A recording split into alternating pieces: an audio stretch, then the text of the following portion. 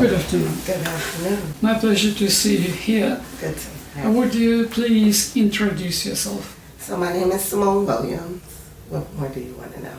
Not Yeah. too much. I'm Simone Williams. I'm originally from Harlem, but I've lived a lot of different places in New York City.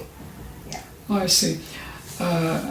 Were you born in New York? Yes, I was born in Harlem Hospital in 1981, June. So I'm a crazy Gemini, but outside of that, yeah, I was born in Harlem.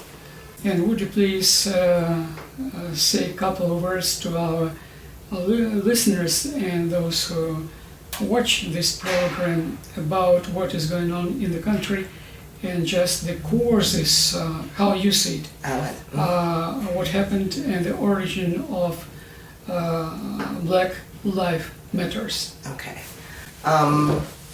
This is such a hard situation to just sum up with just Black Lives Matter and where we are today.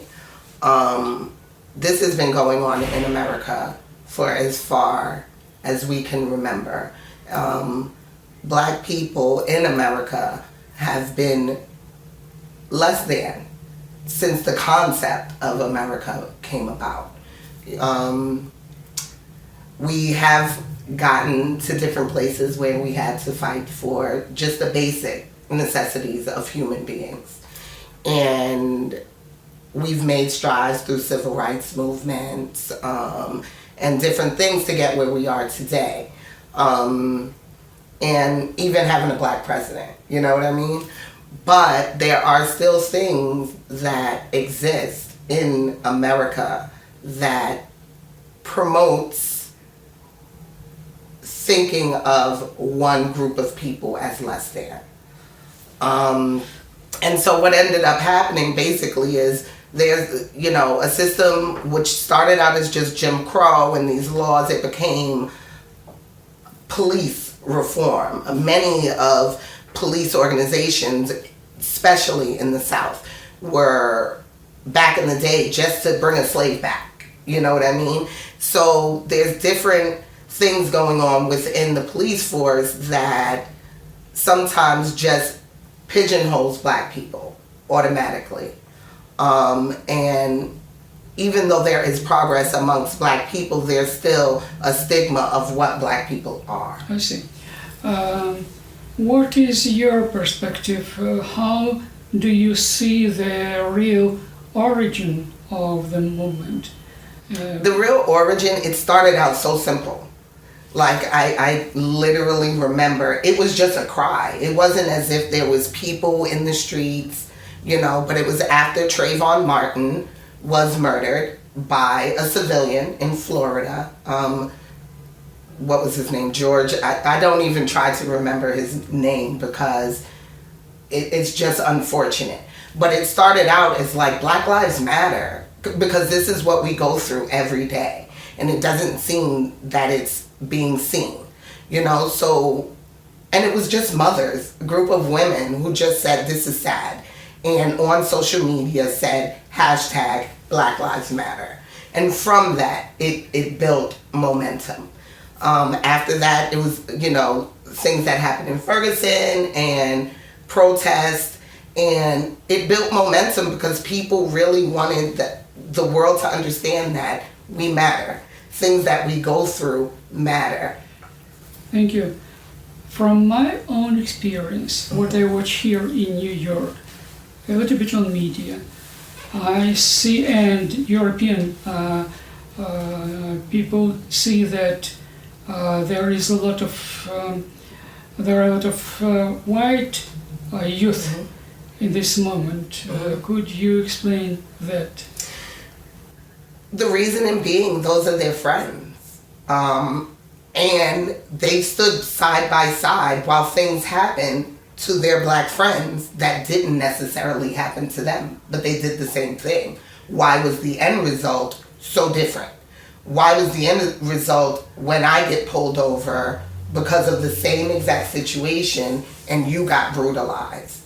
So people begin to get fed up. And it's a new world we live in. It's no longer I'm over here, you're over here. A lot more blending. you know, so they're affected more. Their best friend can be black, and they hear it and they feel it. Yeah, me too. Practically, I'm about 2 years in New York, but all my, what we call here in America, friends, they're all belonging to Afro-American community. Right. So I understand you, and you know our personal relationship. Right. Yeah, so even this is how this started, yeah, you know, just having an open conversation and dialogue. Absolutely, yes, and this kind of sympathy, Right. Where color does not matter. No. As soon as you look into the eyes and you start talking, you see that. Listen, you said that we even had the black president. Do you Right. really believe that he is black? Yes. Have you ever heard about his mom? Yes. What do you know about her? She's white. Is that all that you know? I know that he doesn't talk about her completely, but I know that she had her views of the world, and I think back in those days you would probably call her a hippie, you know, but that's the most I really know about her. But I know that she probably believed in Black Lives Matter too. She fell in love with a black man, you know, a Nigerian, and that was very out of the box. Why not? What about Mrs. Harris? Do you just see her as a black woman belonging to I feel like, yeah, she belongs to us. Because even with her, even more so than with Barack, she's black. You know, she has Indian heritage and Jamaican heritage. And pretty much anywhere else in the world will look at an Indian person and see the color, and it's quite close to ours.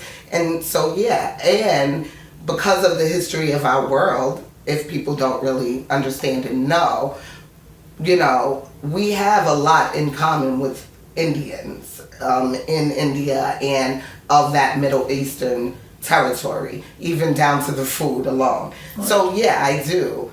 But go ahead. As far, I have a personal experience to understanding Barack's situation, because my mother remarried, and she remarried an Italian and a Russian. And I have a little brother. I see. I have a little brother, you know, and he is both. You understand? We call it either the swirl or the Oreo or whatever. Oreo is kind of not the nicest term for black people. But my mother experienced it. Growing up, we finally moved to a better community, and they thought my mom was the nanny. You understand? Yes. Just little things like that. So I understand so many different avenues of it. But I do know my brother is black, and that's what people see first before they see everything else. Right. This is a psychological thing. Yes. We just, the first reaction is one of ours or not one of ours as far as anthropology. Right. Then you look into the eyes, you look at the statue. Right. And that is There's the so second level. Yes, the second so level. So much more to people. Right. We're like onions. Listen, we know that a lot has happened with these several months. How do you see the developments with these 2.5 months? You're positive or more positive prognosis than the worst? I try to keep faith. I try to stay positive. But there is a piece of me that is worried. Number one, that because of certain things such as the looting or whatever, what the narrative is being given, and how it is being politicized more than anything. And I worry that certain people won't get involved in their democracy, in what America stands for. My biggest thing is the America I see today, even though I do have my issues with it, it's scary. Yeah, so it is for me, as I see it. It's something that a piece of me felt like it was coming because we have not had the conversation. We have not been open enough to have the conversation. Instead, what we do is use scare tactics, both sides. You know, Yeah. what this will mean, instead of just opening the floor for conversation. And what I do love about the movement and what I saw in the peaceful protests were all avenues of people coming together and having the conversation. I would hope that that can continue. Right. Do you think that everything that has been done to unite the Afro-American and the white community, though that is not a proper term, because the white community is very diverse as far as ethnicity. Do you think that all that has been ruined and deleted as far as this kind of peaceful coexistence and this kind of cultural and even physical blending among, as you said, in your, how far is it reversible, or how far everything that has been reached is now between the white and the African American community? I think that change can happen, but here's my deal. We as African Americans know what it is. We know how it feels. We have to have a bridge in that gap for that conversation to even come to that table. And that person may not look like me. It may have to be a Caucasian, or that's why I say Caucasian. I do it strategically because, like you just said, there's so many different. And that's what I like about what I'm seeing today. A lot of it just isn't about Black people telling the story. You know, because we're the ones that's been suffering through it. So the change has to come from somewhere else. We have to have that conversation in an open table. And I do believe that we can have it, but we have to have leadership. Once upon a time, you did have a leadership. Yes. I mean this appeals of one of the representatives of Afro-American community just to address each other like brother, sister. I mean, the whites and the blacks. But it is. I mean, I feel it's just unfortunate because I believe that there's so many, and I've seen it in my lifetime. I was alive during Bill Clinton. I was, you know, I didn't necessarily like George Bush, but I was alive during it, and we were at the table a little bit. This conversation now is just this person against that, and that is not a country that I'm used to. Absolutely. This is something that is so different. It's uncomfortable for me even. That is exactly what's going on in the Congress. I mean, pretty much I feel like, and I don't want to say, but the president we have has created such a divide that it's just unimaginable, you know?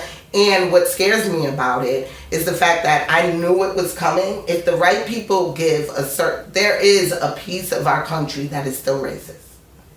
I'm not going to let that go. You know, I'm not going to change it. I'm not going to water it down. And if you have a person that can be that group of people's mouthpiece, then they have power. And that's what we're dealing with today. Do you really trust the Democratic Party and the leadership of the Democratic Not completely. I don't trust any government completely. I'm Black. Well, excuse me, I'm white. And you don't, right?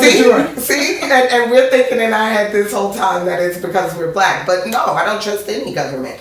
But I do know if I have a hand in it, if I have a say in it, if I have a seat in the table, I can at least know what's going on to a certain extent.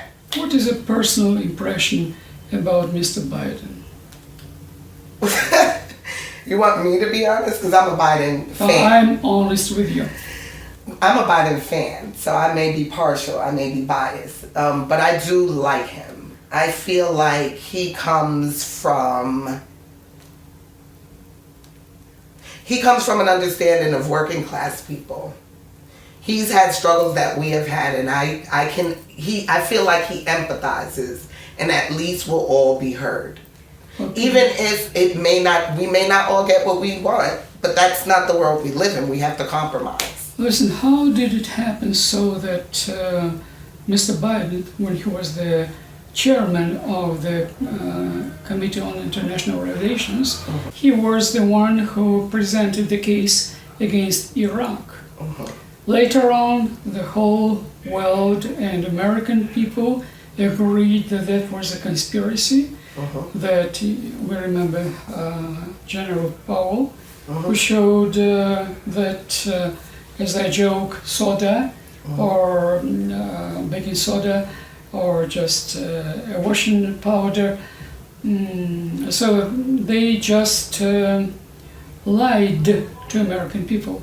6,500 of American people are at the cemetery. And are we talking about after 9/11? Because I may not be as familiar with these policies. Because our world is, American politics is very intricate. And so for me, this may be an issue, overseas and how we interact in the world. But as an African American, I'm every day dealing with things on my land and with my people that I may not know so much of the international. I'll explain you. You do. Yeah. You definitely. I'll recall it once you tell me. I'm talking about aggression against Iraq when Mr. Biden was presenting the case in the Congress. Right. And he was one of the accomplices of Mr. Bush. Exactly. Bush was That's what I'm talking, because Mr. Bush wanted to go to war. I never agreed with that. But Mr. Biden lied to American people because he knew. So if, let us say, if the person lied one time, where is the guarantee he won't do it for the second time, for the third time, etc.? Here's my thing. In America, we believe, I believe all politicians lie.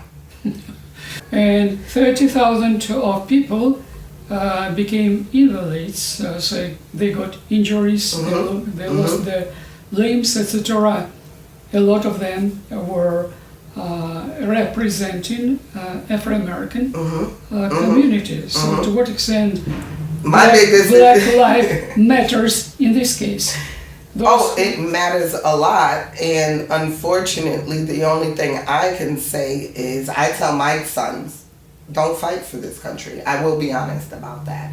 Don't enlist in a war that doesn't, on this soil, represent you. I just don't feel for my sons. And because I say that I wouldn't want my sons to necessarily go to war, doesn't mean that I don't love my military and thank God for it or what have you, but I know from the door how African Americans have been treated in the military.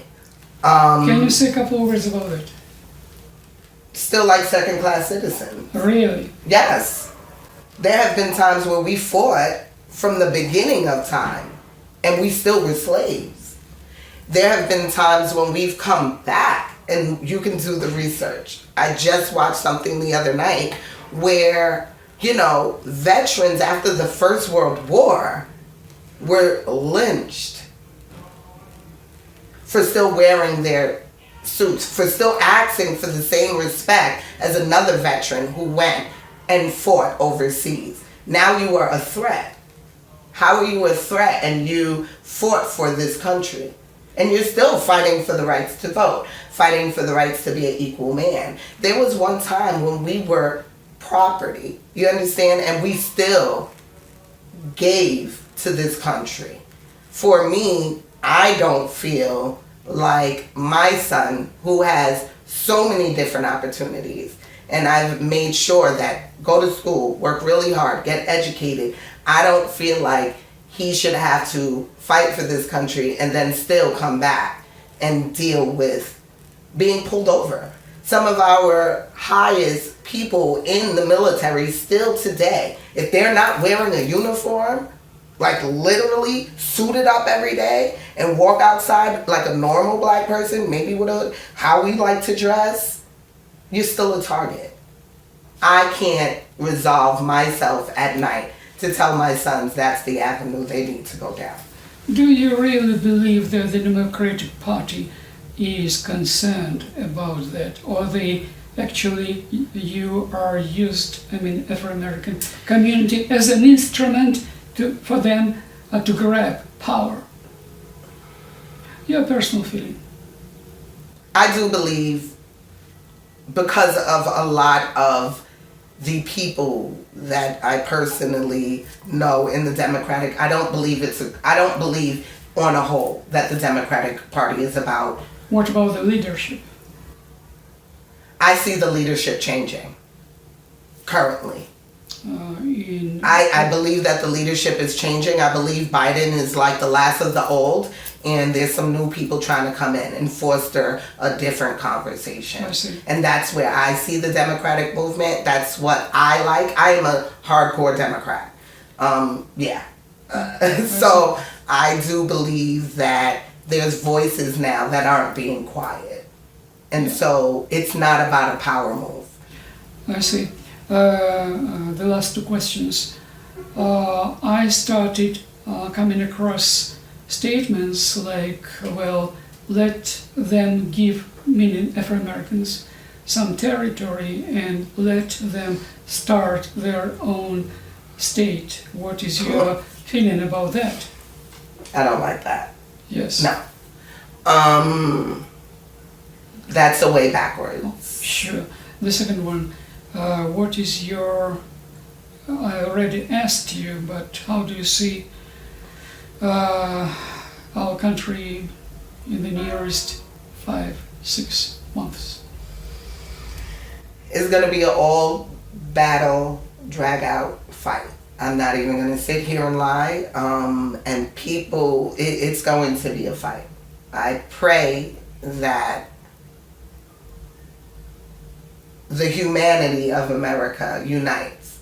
I'm not going to say a color line, the humanity, the dignity, what we stand for, if that's what we stand for, because that's hard to say. But I do believe I like to say lead with love. I do believe that there's a lot more love and caring, regardless of if we have some differences on our views, that make us say, what at night is making you feel uncomfortable in your gut?